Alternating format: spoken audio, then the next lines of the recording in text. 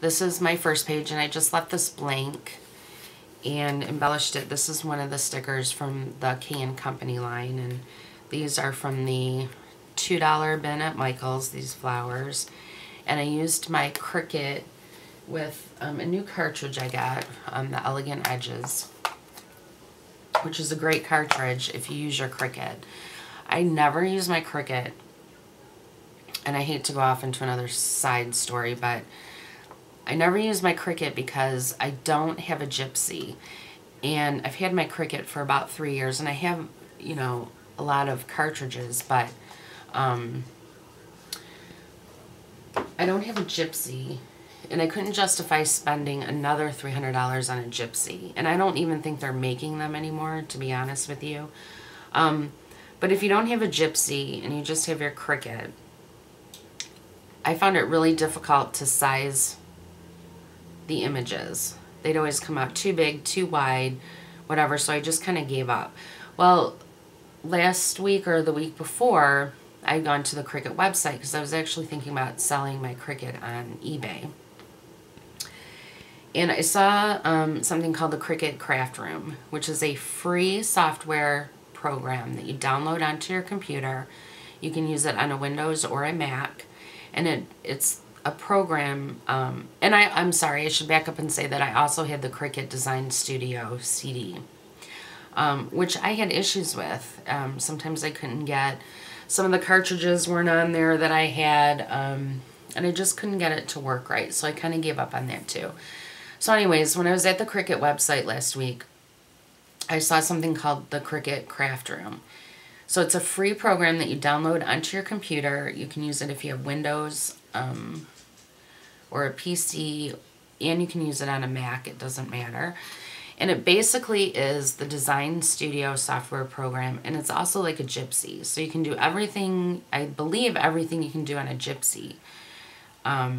You can weld images. It has all the I can't say that it has all the cartridges, but all the ones that I have are on there. I don't know about the newer ones. And it makes my life with my Cricut much more pleasant. And so now I've been using my Cricut like crazy. But in case you didn't know that, I didn't know that it had they had that program on their website. It's at Cricut.com. It's free. I didn't know they had that because, like I said, I gave up on my Cricut, so I wasn't even researching anything. So if you've been in the same situation, you might want to go check it out. There were some reviews that said it wasn't working with the Cricut Imagine, which I believe they've discontinued. But I have a Cricut Expression 1. I have the first one, and I have had no issues with the software program. So I'm just putting that little disclaimer in there so nobody comes back and says, you told me it worked. There were some issues with the Cricut Imagine. But I had no issues, and my Cricut is working perfectly. But you might want to go read the reviews and check it out and see if that's something you would like. But anyways, back to the album. So this is the Cricut cartridge Elegant Edges. And it does borders, it does frames, it does book pages, it does all these cool things. So I use this. And this was an accent border sticker from the Paperline. So that's the first page. Then you go to the next page. And you know, you get this huge pocket right here. So she can put pictures in here.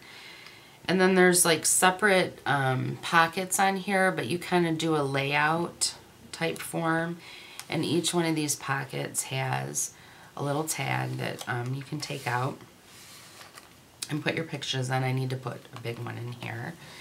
And then the same with this page. So you have, you know, photo mats already done for you. I put one of those. This is the same flower that's right here, except I didn't puff it up. I left it flat because it's on a page.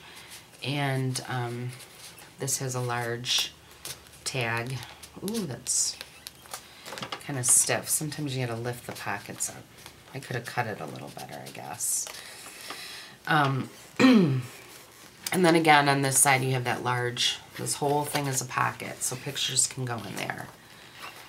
And then this would be a blank page for her to put, you know, more photos.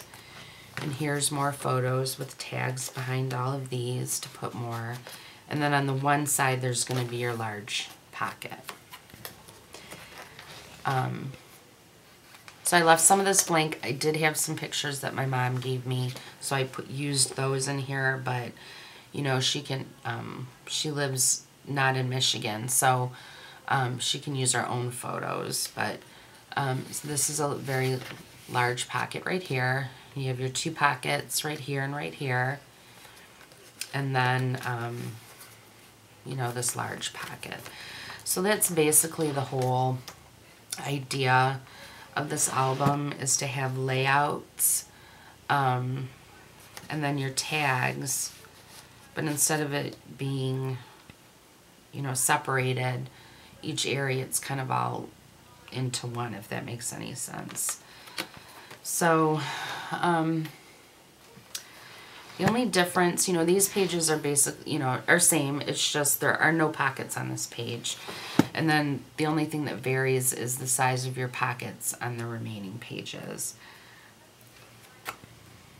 And just goes on, and